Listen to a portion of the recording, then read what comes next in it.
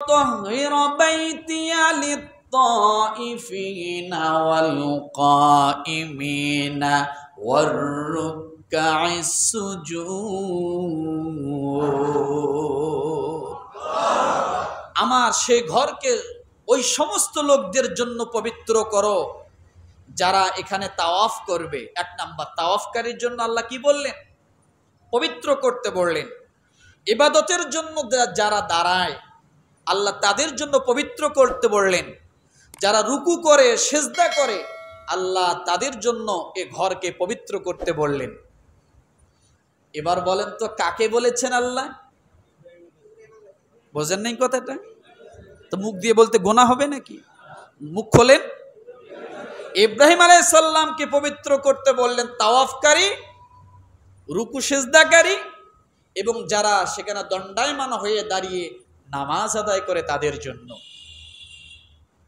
এবার বুঝুন যে আল্লাহর ঘর পরিষ্কার করতে আল্লাহ কাকে ব্যবহার করলেন?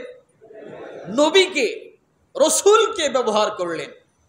ইসমাইল আলাইহিস সালাম, ইব্রাহিম আলাইহিস সালাম দুইজনেই নবী, কথা ঠিক কিনা?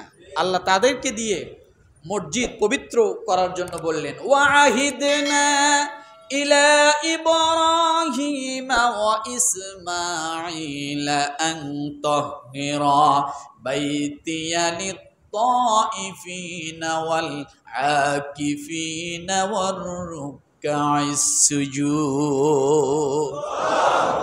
আল্লাহ সূরা বাকারায় বললেন, হে ইব্রাহিম ও ইসমাইল দুজনে মিলে আমার ঘরকে পবিত্র করো, পরিষ্কার করো।